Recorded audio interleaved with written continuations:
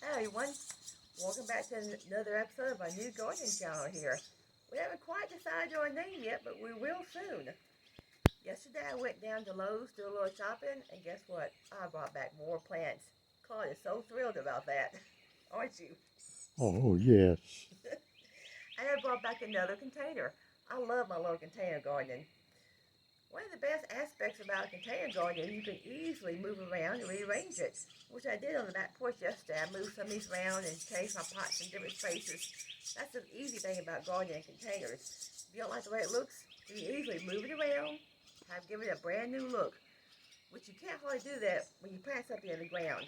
Sure, you can move it if you want to, but that's a lot of extra work, and sometimes that's not good for the plant to keep moving it once it's planted. But in a container, it doesn't matter. Got me another huge big container.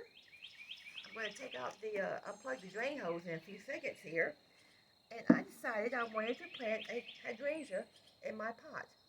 You might say hydrangeas are too big, but not all of them are. We have a few big ones on the side of the house, but I wanted one on the porch I could look at every day. And they have varieties that grow smaller just for pots.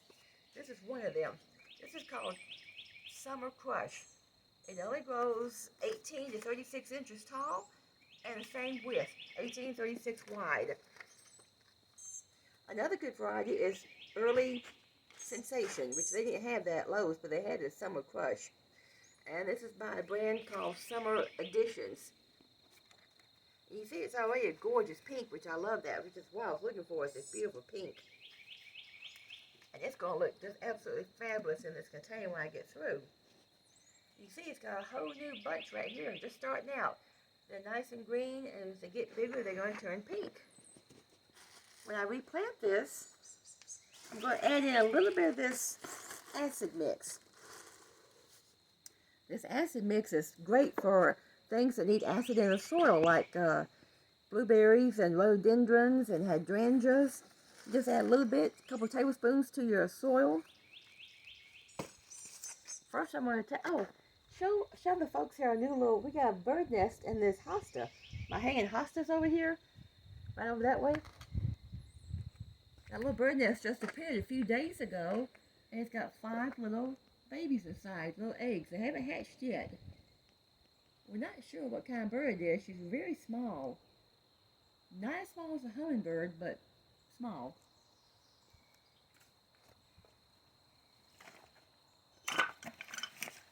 Okay.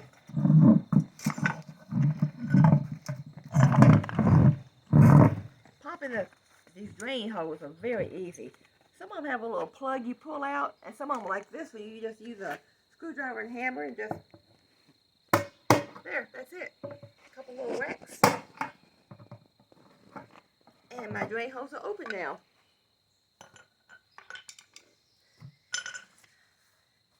I have made a mistake and not done that before, which is really a mess when you got to try to go back and do it when it's full of dirt. Okay. I've got a whole new bag here. I'm going to empty this bag first. You want to fill the container almost full, or pretty close to it, before you plant. Although that's a big plant, don't need to put too much dirt in. That may be enough for now. I gotta save room to put the plant in there. That is a pretty big plant to pot. I don't think I've potted a plant this big before.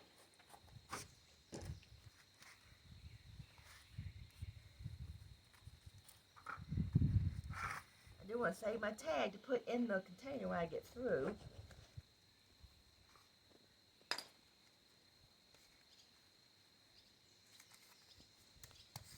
Usually you can hit the sides here a little bit, loosen it up, and hopefully it will just slide right out. It usually does.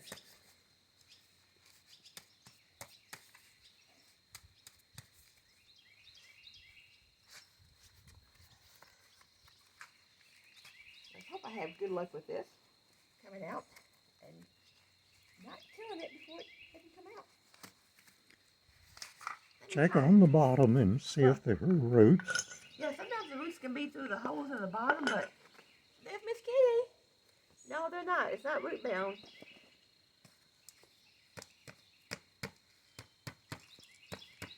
loosen it up a little bit this way.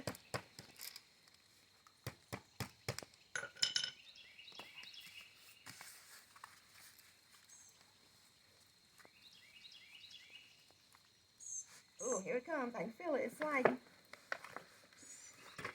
Whew. I caught it. Look at that. It's got a nice root system there. I'm going to loosen it up a little bit when I put it down there. Kind of loosen the roots up. You don't always have to do that, but it kind of helps. Gives them a little start.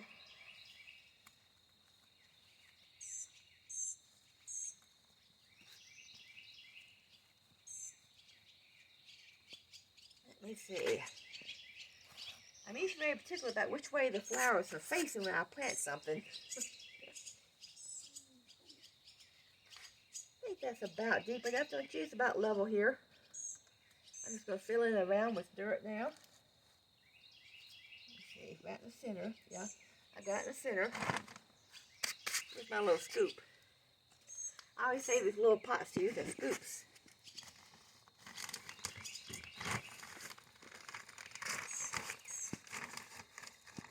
How do you think it looks, Claude? Looks good. There.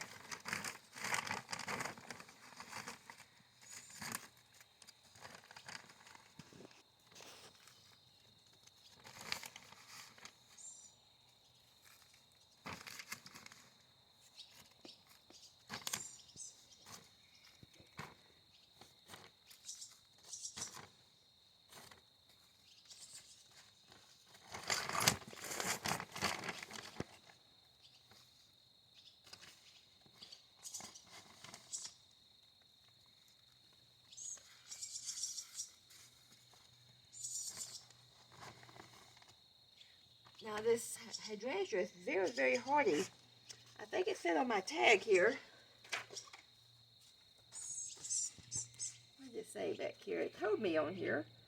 Hardy to 30 below zero, which would be great. We don't normally get that cold here in Mississippi, but if we did, it should be okay. Okay. It says if I add more acid, it's going to be a little bit more purplish. If I add more alkali, it's going to be pinkish. So you can easily change the color of your hydrangeas by adding different chemicals to your soil.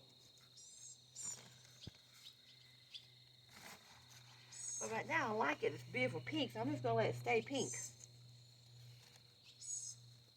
We've got one on the side of the house, a big hydrangea bush, and it's got both colors in it growing, the purple and the, did you say purple and pink or blue and pink? Okay. So that soil around there must have both those chemicals in it.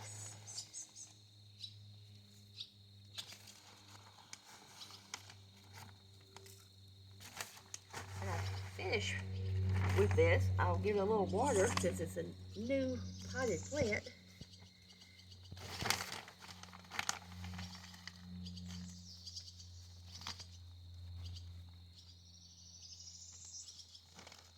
Push this down a little bit. Yep. Okay. Keep filling this up a little bit more. We almost got it through.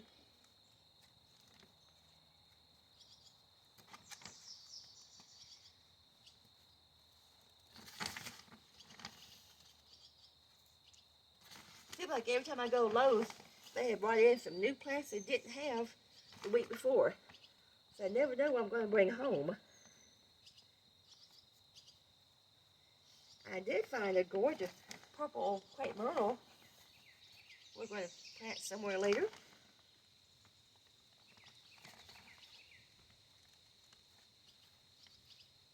Push it around here because I can't really get up under these flowers to put any dirt, so I'm just going to push it around.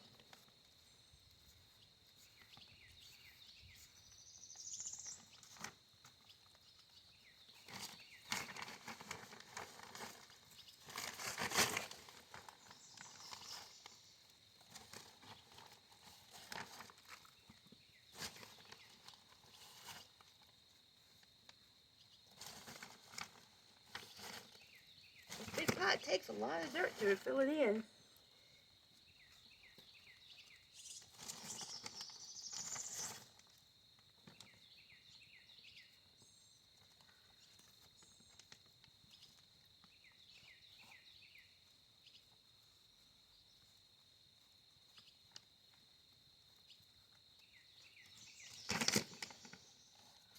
pushing it to the other side because I don't want to try to damage the foliage over here, trying to poke dirt under it. So I'm putting it on the back side and just pushing it over that way. We're almost full enough, I think.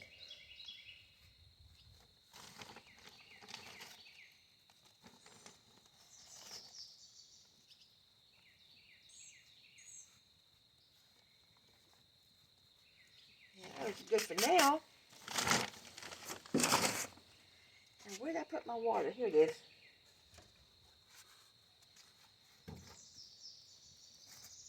I chose a spot in the back because the back of the house faces the east. You'll get the morning sun.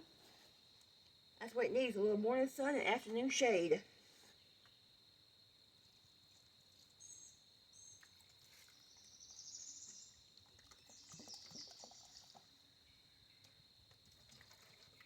Put some in the middle of the plant.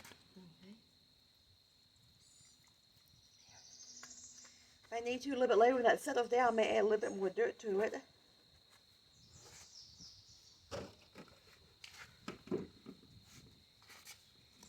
Now, if you want to come out here, I'll show you a few more things. I bought just about 3 more plants for the backside and we'll be through.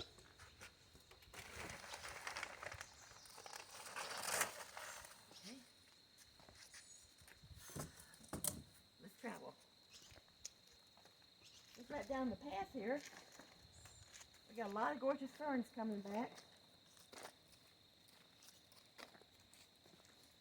I bought 2 of these perennial daisies here. They are Denver daisy, Rudbeckia. They are perennial, so they will come back. And they'll grow 28 inches high, 25 inches wide. It says they're not a very invasive spreader, so they won't take over, but they will get nice and bushy looking. And they will be gorgeous back here. And we have a Foxglove. foxglove, yeah. I love foxglove, the look of it. Foxglove, it will spread too, but it's not invasive. It's a beautiful plant. You can get it in white, comes in white and that gorgeous rosy pink there. Of course, foxglove, you don't eat it. It is poisonous, which I don't eat my plants anyway, but it is very poisonous. It's what they make. Is it digitalis from? Yes. Yeah, digitalis from foxglove. He's been clearing out this area back here, getting rid of a lot of the weeds so the ferns have more room to grow. And I want to put a little color back here. That's why I picked out these daisy and foxglove. We're going to cut this dead part down.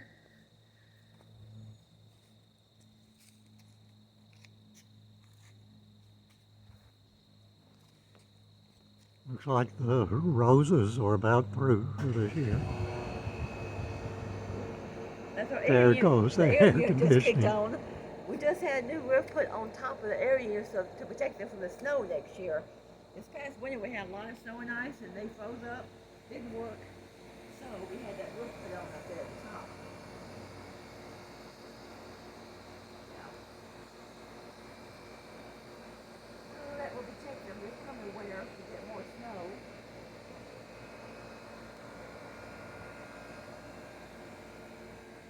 That will conclude a little session today. I'll be back later in a few days when we find some more work to do, and knowing Claude, he always finds some work to do out here somewhere. Bye for now.